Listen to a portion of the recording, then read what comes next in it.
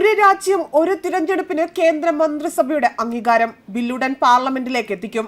ഒറ്റ തിരഞ്ഞെടുപ്പിന് വേണ്ടി നിലവിലുള്ള തിരഞ്ഞെടുപ്പ് നിയമങ്ങളെല്ലാം തന്നെ ഭേദഗതി വരുത്തിക്കൊണ്ടുള്ള സമഗ്രമായ ഒറ്റ നിയമം ശുപാർശ ചെയ്യുന്ന ബില്ലാകും അവതരിപ്പിച്ചേക്കുക എന്നാണ് ദേശീയ മാധ്യമങ്ങൾ റിപ്പോർട്ട് ചെയ്യുന്നത്. പ്രധാനമന്ത്രി നരേന്ദ്രമോദിയുടെ അധ്യക്ഷതയിൽ ചേർന്ന യോഗത്തിലാണ് രാജ്യത്ത് ലോക്സഭാ നിയമസഭാ തിരഞ്ഞെടുപ്പുകളെ ഒരു കുടക്കീഴിലേക്ക് കൊണ്ടുവരാൻ ഉദ്ദേശിക്കുന്ന ബില്ലിന് അംഗീകാരം നൽകിയിരിക്കുന്നത്. ഒറ്റ തിരഞ്ഞെടുപ്പിനെ കുറിച്ച് മുൻ പ്രസിഡന്റ് രാംനാഥ് കോവിന്ദ് അധ്യക്ഷനായ സമിതി നൽകിയ റിപ്പോർട്ട് നേരത്തെ കേന്ദ്ര മന്ത്രിസഭ അംഗീകരിച്ചിരുന്നു. ഇക്കഴിഞ്ഞ സെപ്റ്റംബറിലാണ് അംഗീകാരം നൽകിയത്. ബിൽ സംയുക്ത പാർലമെന്ററി സമിതിക്ക് വിടും. തിരഞ്ഞെടുപ്പ് സാമഗ്രികളുടെ ലഭ്യത ഉറപ്പാക്കണമെന്നതാണ് ഏറ്റവും സുപ്രധാന നിർദ്ദേശം. തിരഞ്ഞെടുപ്പ് സുരക്ഷിതമായി നടക്കാൻ വേണ്ട എല്ലാ സൗകര്യങ്ങളും ഉറപ്പുവരുത്തിയേക്കും എന്നും റിപ്പോർട്ടിൽ പറയുന്നു. 2029 തിരഞ്ഞെടുപ്പ് നടക്കണമെങ്കിൽ അതിന് ഇടയിൽ തിരഞ്ഞെടുപ്പ് നടക്കുന്ന സർക്കാരുകളുടെ നിയമസഭാ കാലാവധി വെട്ടിക്കുറയ്ക്കേണ്ടി വരുമെന്നും 4 വർഷം, 3 വർഷം, 2 വർഷം, 1 വർഷം എന്നിങ്ങനെ നിയമസഭകളുടെ കാലാവധി വെട്ടിക്കുറയ്ക്കപ്പെടും. ജാർഖണ്ഡ്, ബീഹാർ, ഡൽഹി എന്നീ സംസ്ഥാനങ്ങളുടെ നിയമസഭാ കാലാവധി 4 വർഷമായി വെട്ടിച്ചുരുക്കേണ്ടി വരും. കേരളം, ബംഗാൾ, തമിഴ്നാട്, ആസാം, പുതുച്ചേരി എന്നീ സംസ്ഥാനങ്ങളുടെ നിയമസഭാ കാലാവധി 3 വർഷമാക്കേണ്ടി വരും. മണിപ്പൂർ, ഗോവ, പഞ്ചാബ്, ഉത്തരാഖണ്ഡ്, ഉത്തർപ്രദേശ്, ഗുജറാത്ത് സംസ്ഥാനങ്ങളുടെ നിയമസഭാ കാലാവധി 2 വർഷമായും ഹിമാചൽ പ്രദേശ്, മേഘാലയ, നാഗാലാൻഡ്, ത്രിപുര, കർണാടക, തെലങ്കാന, മിസോറാം, മധ്യപ്രദേശ്, ഛത്തീസ്ഗഡ്, രാജസ്ഥാൻ എന്നീ സംസ്ഥാനങ്ങളുടേത് 1 വർഷമായും വെട്ടിച്ചുരുക്കേണ്ട സാഹചര്യമുണ്ടാകും. നിയമസഭാ ലോക്സഭാ തെരഞ്ഞെടുപ്പ് ഏകോപിപ്പിക്കുന്നതിന്റെ സാധ്യതകൾ പരിശോധിക്കാൻ മുൻ രാഷ്ട്രപതി രാംനാഥ് കോവിന്ദിന്റെ നേതൃത്വത്തിൽ ഒരു ഉന്നതതല സമിതിയെ കേന്ദ്ര സർക്കാർ നേരത്തെ തന്നെ നിയോഗിച്ചിരുന്നു. വിവിധ കക്ഷികളുമായി കൂടിയാലോചിച്ച ശേഷം ഒരു രാജ്യം ഒരു തിരഞ്ഞെടുപ്പ് നയത്തിന് അനുകൂലമായ റിപ്പോർട്ട് സമിതി കേന്ദ്ര സർക്കാരിന് സമർപ്പിച്ചു.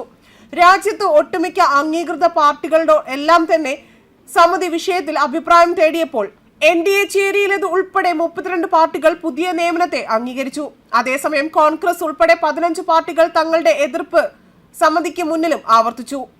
മുസ്ലിം ലീഗ്, RSP, കേരള കോൺഗ്രസ് എം പാർട്ടികൾ എന്നിവരോടൊപ്പം തന്നെ മറ്റു 12 പാർട്ടികളും കമ്മീഷന്റെ ചോദ്യത്തോട് അനുകൂലമായോ പ്രതികൂലമായോ പ്രതികരിച്ചില്ല എന്നും ശ്രദ്ധേയമായ കാര്യമാണ്. ദേശീയ പാർട്ടികളിൽ BJPയും NCPയും മാത്രമാണ് ഒരു രാജ്യം ഒരു തിരഞ്ഞെടുപ്പ് നയത്തെ അനുകൂലിക്കുന്നത്. മറുവശത്ത് Congress, CPM, BSP, SP, AAP പാർട്ടികൾ കേന്ദ്രത്തിന്റെ നീക്കത്തിന് എതിരാണ്. ഇന്ത്യ സഖ്യത്തിലെ പ്രധാന കക്ഷിയായ NCPയും NDA സഖ്യത്തിലെ TDPയും വിഷയത്തിൽ പ്രതികരിച്ചിരുന്നില്ല. അതേസമയം കഴിഞ്ഞ സ്വാതന്ത്ര്യ ദിനത്തിൽ ചെങ്കോട്ടയിൽ നടത്തിയ പ്രസംഗത്തിലും പ്രധാനമന്ത്രി നരേന്ദ്രമോദി ഒരു രാജ്യം ഒരു തിരഞ്ഞെടുപ്പ് എന്ന മുദ്രാവാക്യം ആവർത്തിച്ചിരുന്നു. അടിക്കടിയുള്ള തിരഞ്ഞെടുപ്പുകൾ രാജ്യത്തിന്റെ പുരോഗതിക്ക് തടസ്സം സൃഷ്ടിക്കുന്നുവെന്നും അദ്ദേഹം വാദിച്ചു. 1980കളിൽ തന്നെ ഇത്തരമൊരു ആശയം ഉയർന്നു വന്നിരുന്നു. 1999 ജസ്റ്റിസ് VP ജീവൻ റെഡ്ഡിയുടെ നേതൃത്വത്തിലുള്ള നിയമ കമ്മീഷൻ ഇതൊരു നിർദ്ദേശമായി മുന്നോട്ട് വയ്ക്കുകയും ചെയ്തു.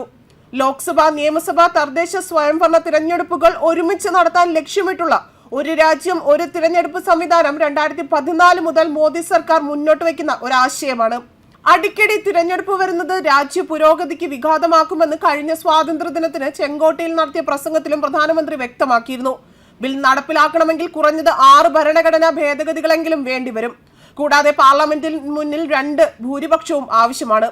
എന്നാൽ 3ാം മോദി സർക്കാരിൽ BJPക്ക് ഒറ്റയ്ക്ക് ഭൂരിപക്ഷം ഇല്ലാത്തതിനാൽ സംവിധാനം നടപ്പാക്കാൻ ബുദ്ധിമുട്ടാകുമെന്നും ആദ്യഘട്ടത്തിലെ തന്നെ വിലയിരുത്തപ്പെട്ടിരുന്നു. തീരുമാനം നടപ്പാക്കുന്നതിന് ഘടകകക്ഷികളുടെ പിന്തുണ അത്യാവശ്യമാണ്.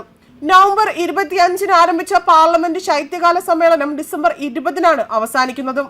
ന്യൂസ് ഡെസ്ക് കർമ്മ ന്യൂസ്.